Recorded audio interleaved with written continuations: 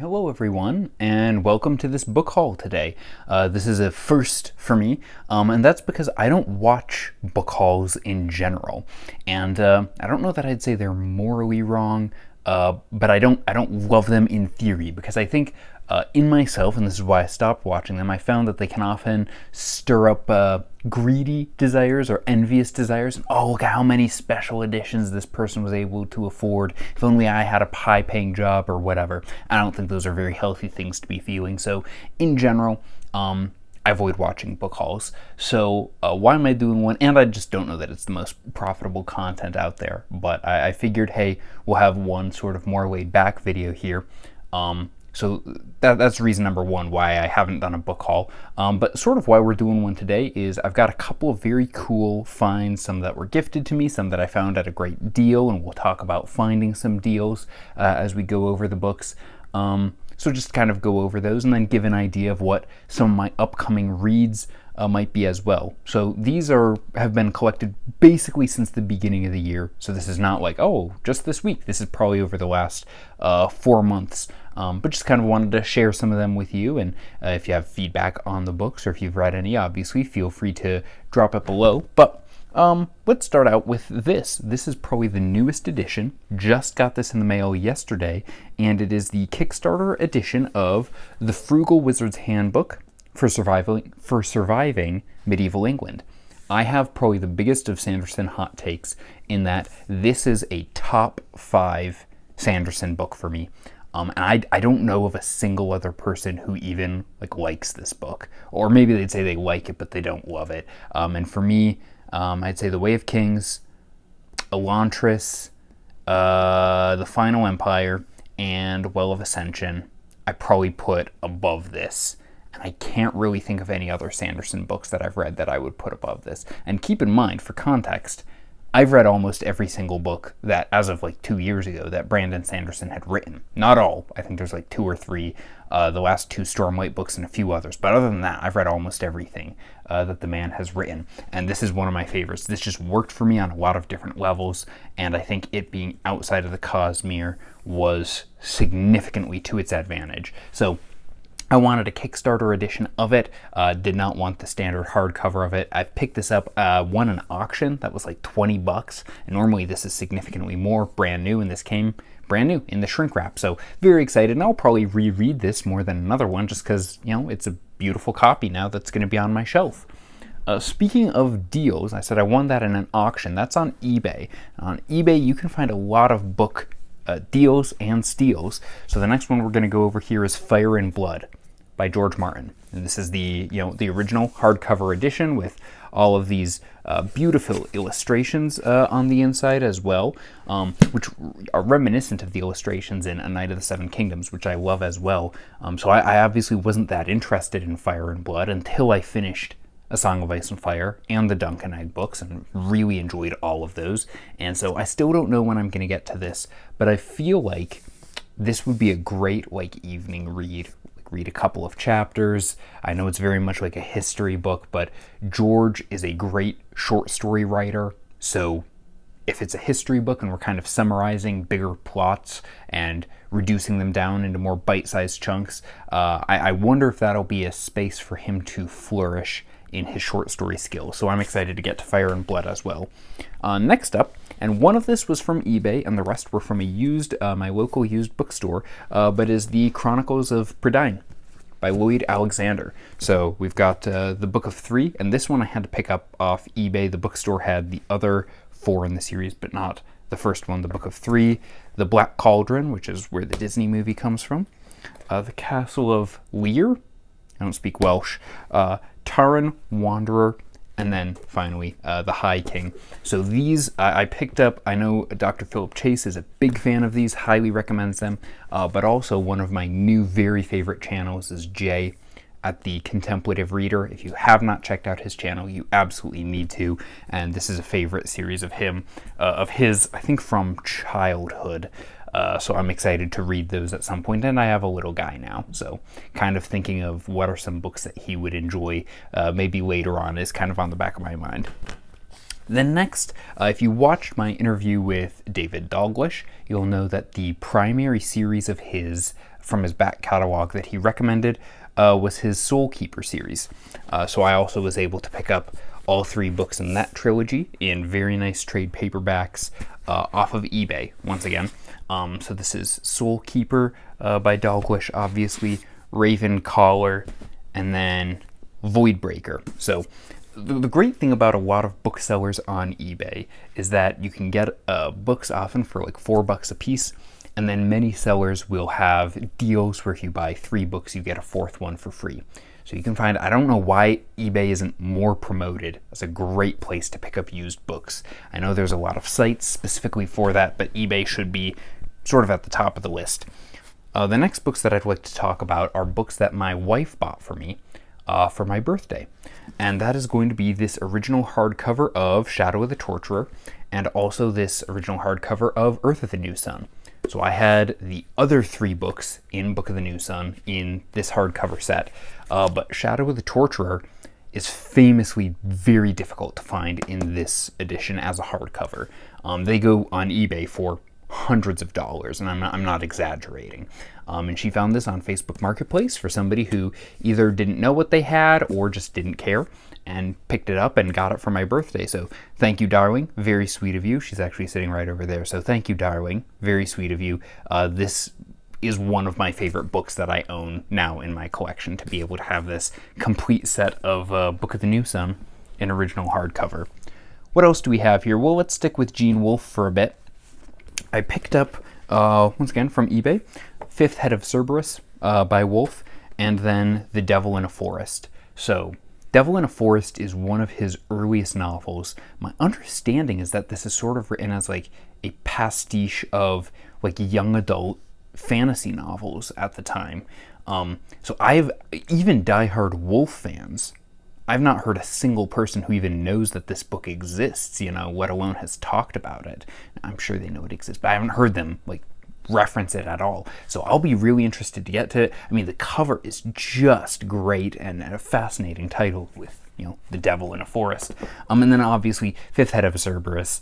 Outside of Book of the New Sun, this is probably Wolfe's most famous novel, so I'm kind of intimidated by it. I've heard it's probably even more difficult and dense than New Sun, but it's short, it's 3 novellas in one, so I look forward to getting to this as well.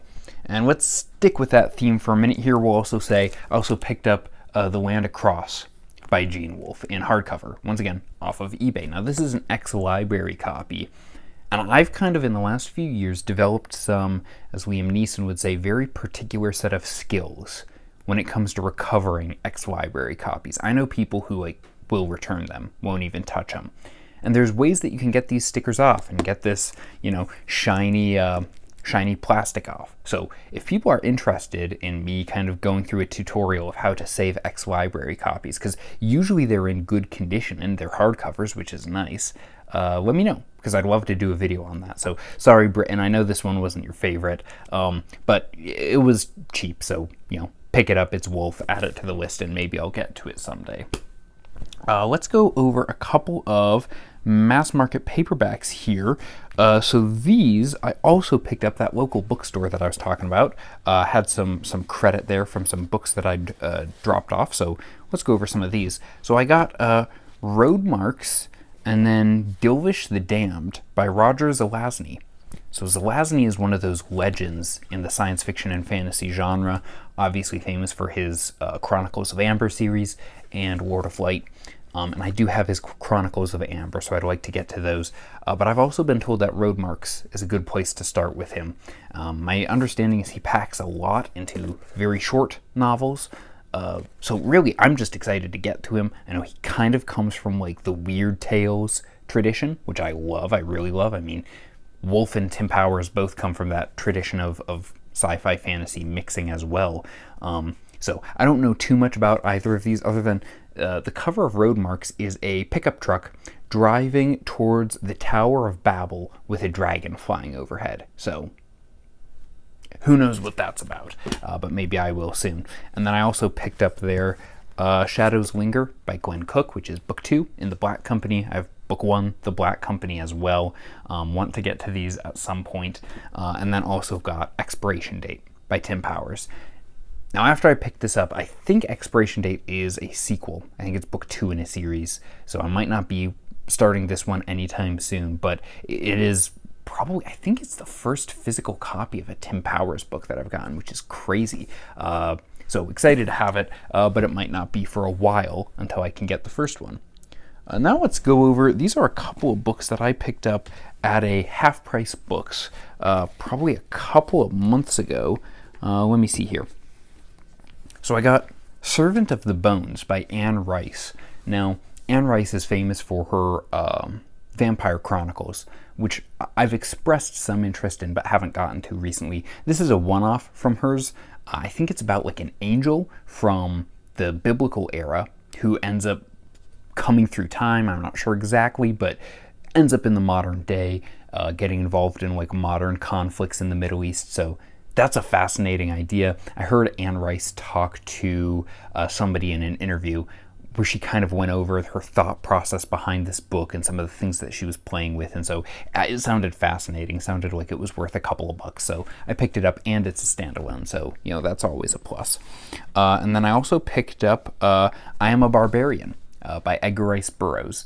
So I think this was published posthumously, but Burroughs obviously famous for his Tarzan books and then his Barsoom novels, the John Carter of Mars books. And this is, I believe, about a barbarian who is in conflict with the Emperor Caligula, Mad Caligula. So anyway, sounds interesting. I mean, a barbarian gladiator book by Edgar Rice Burroughs. What more could you ask for? So in terms of pulp writers, I do like Burroughs quite a bit. He was one of my favorite authors when I was a kid, and I haven't read him in a very long time, so I'm excited to get to more of his. And then we talked about in my recent TBR video that I want to read more historical fiction. So kind of along those lines, we have one of the most famous historical fiction books probably ever, The Agony and the Ecstasy by Irving Stone. This is a historical fiction novel on Michelangelo, famously made into a movie with Charlton Heston and Rex Harrison. So I don't know, I've heard kind of some mixed things about this book, but I've heard other people who've said this is one of the best historical fiction novels ever written. So it's not a short one, but I picked it up just to have it in case we need to scratch that itch. Let's go to something else here. This is, and I showed this off in a YouTube short, but I'll show it off here. This is Traitors Not by Janie Wirtz. This was sent to me by Jake over at the channel Nerd Level Rising. He said, "Hey, do you want a Janie Wirtz book?" And I said, "Absolutely I do." And so he sent me this. I think this is book 7 or 8 in the Wars of Light and Shadow, so I might not get to this one for a while, but I already have book 1 in Wars of Light and Shadow in a hardcover with a matching cover, this edition, which I love this edition of Wars of Light and Shadow covers way more than the other one, so I'm glad to have this one. And Wars of Light and Shadow, there's a lot of hype for that on BookTube over the last year especially, so I may just need to get me a piece of that pie coming up here. Let's see here, what else? Well, here's a couple of things that I picked up also off of eBay.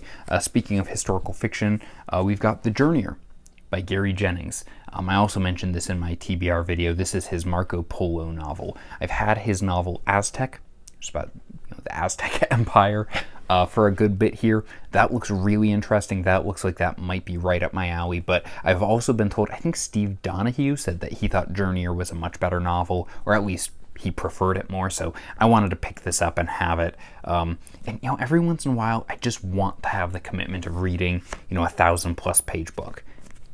And this fits the bill. So anyway, that's that. And then also picked this up. This is Lilith by George MacDonald. So George MacDonald is sort of, if Tolkien is like the father of fantasy, MacDonald is probably like the grandfather. Famous for writing The Princess and the Goblin and The Princess and Curdie and At the Back of the North Wind, and was highly influential in the lives of Tolkien and Lewis in terms of his writing. And this is one of his more obscure fantasy novels. A lot of what he wrote was very like Dickensian, like Scottish set, Charles Dickens-esque romance novels, to be perfectly honest, but of that period, and obviously, usually romance played a prominent part in those books, and I've read some of those books, and they're pretty good too, but his fantasy stuff is really out there, and Lilith, I remember it reminding me of Till We Have Faces by Lewis, which I reread that earlier this year and was floored by. Like, one of the best novels I've maybe ever read. So Lilith by MacDonald, I remember also being similarly confused by. So I want to reread this as well, and I've wanted to get a copy for a bit. So glad to pick up a copy of this here. And then we'll go over a couple, and I think these last three can pretty easily be classified as science fiction. Picked all of these up at a local thrift store, which I'm always checking. You know, you often don't find much. It's like the Da Vinci Code, Twilight, and Left Behind, but every once in a while you'll strike gold. This is The Left Hand of Darkness by Ursula K. Le Guin. I read a Wizard of Earthsea by her, but haven't read anything else, so wanted to pick that up just to have it on the shelf. And then got The Three Body Problem by Cixin Liu. So, obviously a famous book, won the Hugo Award, I believe, made into a Netflix show as well. So, I don't know that this book needs much of an introduction, other than I'd say this isn't terribly high on my to-read list, but just wanted to have a copy of it lying around. And then lastly, this is Cloud Atlas by David Mitchell. And this book I've known about for years, like probably since the movie came out. I was like, what is this bizarre movie? And it's based on a book, what? So I've known about this for quite a while. But there's a lot of people on BookTube who are reading this now, and it sounds bizarre and literary and like something that like I said, I might need to go get me some of this. So I wanted to have a copy of this to hang on to. And yeah, so anyway, that's my haul here. Please do not take this as an endorsement or encouragement for indulging in overbuying. I think that's a problem. I think living within your means is a good thing. I think not overbuying is a good thing. Not exceeding your shelves, not being a glutton when it comes to purchasing, all of that's good. Self-control, I approve. But I did want to share some of this with you, so hopefully nobody takes this as an excuse to not exercise self-control. But let me know if you've read any of these, what you think, etc. You know, all of those typical things. But some of these are coming up soon. Some of them probably sooner than others, but I just wanted to share them. Some of them were gifts, wanted to say thank you as well, and some of them were just really cool finds. So thanks for giving me about 15-20 minutes of your day today. Talk to me in the comments, and I'll see you in the next one. Take care.